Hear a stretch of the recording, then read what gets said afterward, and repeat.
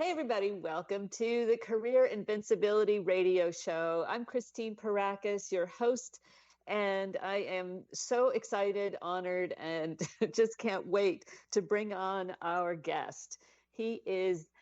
Calls himself an ordinary guy trying to do extraordinary things, but truthfully, he's an extraordinary person. He's gone from being a Wall Street banker to a model to an actor to a writer, a director. He's won awards in his market, an ITA Award for Best Actor, and many more. He's been a most loved contestant on Bigg Boss season 4. He debuted in Chinagate and did a handful of movies. He's a star of movies and television in India.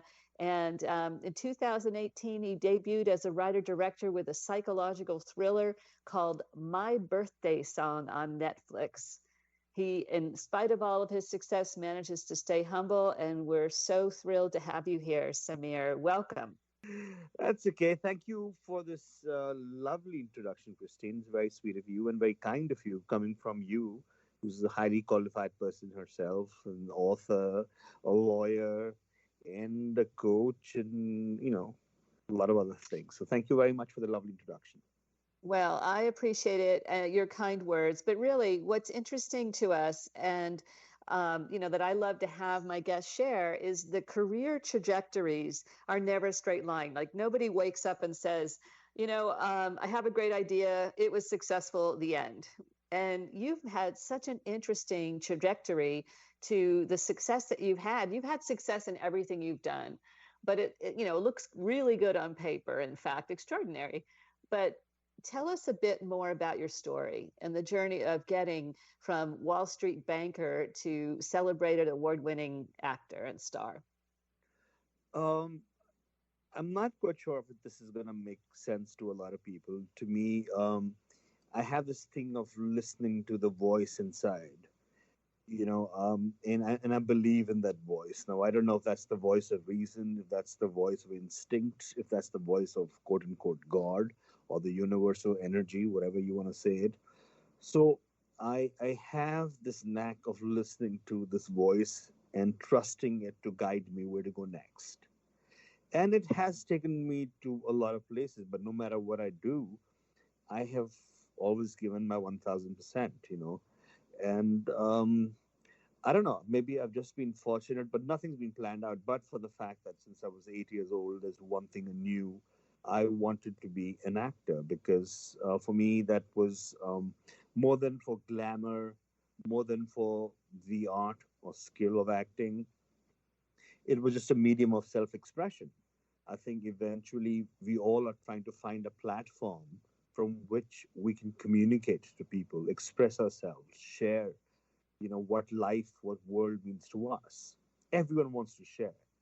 And yeah, so that's been the guiding light for me, and it's taken me where it's taken me. I can't say anything was planned. I've never planned a single thing. The use when I was a lot younger, I would plan things. Oh, I'm going to do this, I'm going to do that. But now I tend to get far more philosophical because I know, especially in the COVID times, you can't plan anything. You might try, they say, I mean, there's a saying that when you plan, you make God laugh. So, Right. you can, I mean, especially in 2020, everyone had plans and this and that, and no one saw this thing coming.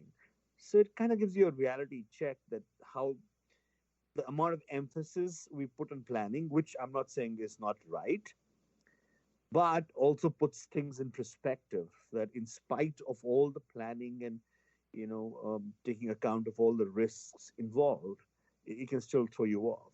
So yeah, that's in brief what I can say is that I go by my instinct. I like to trust my instinct, whether even what I do, it's just the instincts that take over. Not much for rehearsing, planning, seeing 5 years ahead, 10 years ahead. And coming from India, where we've taught karma, which is action, and that's what I was brought up to, understand and learn and follow. That all I have is my karma, my actions to depend on. As long as my thought is correct or actions, it'll be okay. So that's pretty much. I mean, to you or a lot of other people who kind of believe in a strategy or something, or maybe I do have a strategy, but it's more instinctive. It's not Well, kind of laid down. Go on. Yeah. no, I was going to say, I believe in envisioning, right? So if you don't know where you're going, any road will get you there, right? So you can bring on a really tough road, or you can smooth out the road and get rid of the speed bumps. And so, I would venture to say, even you, with all your success, has encountered your share of speed bumps along the way, as I have. I talk about the two category 5 hurricanes I experienced in 2 weeks and what that did to my life and business, and what it took to recover from that experience. But that's what you're saying about, don't make plans because God will be laughing at you. And it's, which road do you want? I prefer the fastest and most efficient.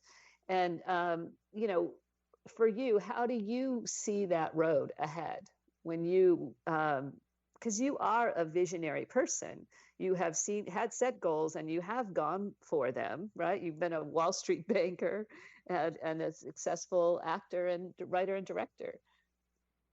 Well, okay. Firstly, I keep things very simple and, in a way, um, not physical or tangible. It's an instinct that's inside me which knows what I want. Okay, and it is not engraved literally into, um, putting things on paper and saying I want to do this, I want to do this. Okay, for example, being an actor doesn't necessarily mean that I am planning to be an Oscar-winning actor, which I would love to do. But to me, the instinct is I love acting and I'm going to do that.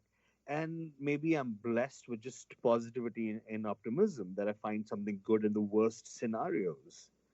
So, from childhood, like, I've dreamt of acting and winning awards. But the most important thing was respect. Like, yeah, it's all about being someone. All right, like I said, it's all about communication. You can have that company, you can have that 7-digit, revenue or whatever, but it's the vision is beyond numbers, right? Because very often we are limited by what we perceive or what we think we can do. So, gone. Well, most people are identified with the numbers as though that's the marker of success, right? And, say some more about that in terms of it's not the numbers, because I believe too that having money or making money is not the end all for a good life, success, peace, harmony, everything, whatever people are looking for. Um, Look, money and numbers. I think pretty much everyone has a grasp on that. That's not the way to quote unquote happiness or success. And success cannot mean success without happiness. Correct, right?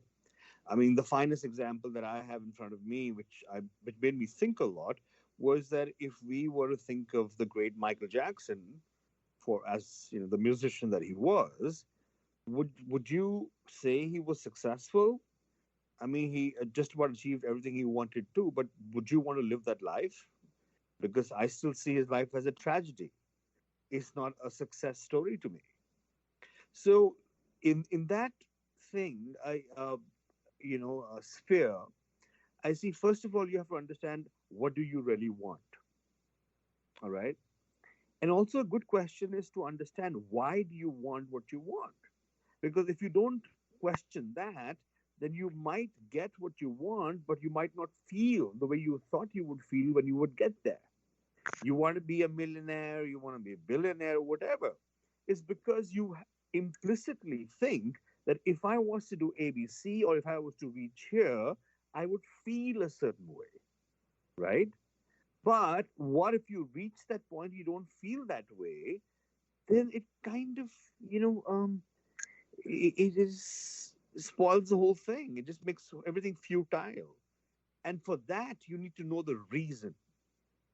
That is your definition of success truly your definition of success? Or is that the definition of success that you have been told by society, family, and the world? And you have to introspect to know what is success for you. And that will change. And as you grow older and more experienced, you will, the picture would get clearer and finer. And then you kind of, work on that. So I personally feel that before people talk about success, and it's sort of understood, a lot of money, fancy cars, because that's what the media tells us, right? When they want to show a successful guy, fancy car, fancy family, fancy vacations, and whatever. But that need not be true for everyone. It's just the way they sell it, and it will change sooner or later. Well, it's funny. We're really not that far apart in terms of how we envision creating the lives that we want, which is the cornerstone of my strategic planning work is starting exactly where you just described, really understanding why are we here. And that's a process. And it really is benefited by having some outside reflections back so that you can go deeper. It's easy to have thoughts in your head, but then to really dig in and understand underneath the layers, asking why, 7 times is the school of thought that gets you to the true why, short of changing the world. And your example of Michael Jackson is so interesting because, you would say, yes, he died a tragic death. He lived, in tragedy in so many ways, but he touched the world in extraordinary ways. And, that brings up the question was it just him sacrificing his life for his art, for the ability to touch people's lives the way that he had literally all over the world? But, Christine, the thing with that is that is assuming that you think touching people in the world is what your true calling is. It doesn't have to be. Well, I mean, art is, aren't we creating art for the sake of creating it? Are we creating art so that others can benefit from the art that's created? I think people benefiting is the an offshoot of what you do and why you do. It's the cherry on the cake. People benefiting. Okay, I don't think personally that any artist, any actor, does that as a means to please people or make them happier. But the fact is, by them following their own dream, being true to themselves, they do inspire people. But they don't do that to inspire people. That's sort of, I'm not, the right word is not coming. It's the byproduct. Well, right, but he had to create, right? Even at whatever cost to him, he continued to make music and perform, and the impact on the world was, unparalleled. Really, there's very few artists who've made that kind of impact. It was. But my question is that how many of us would want to live his life? And I'm not sure that there'll be too many. Because we are just seeing the good side of it, the price that's paid, and blah blah blah, that the effort, or the psychological issues he had to go through. When you keep that in account, and if I said, okay, Christine, do you want this life? You probably Well, say, I would ask you the same thing if it was to win an I would. Oscar. To me, I do what I do because I love what I do. If it gets me the Oscar, fantastic. The day what I do is surpassed by the anguish, the pain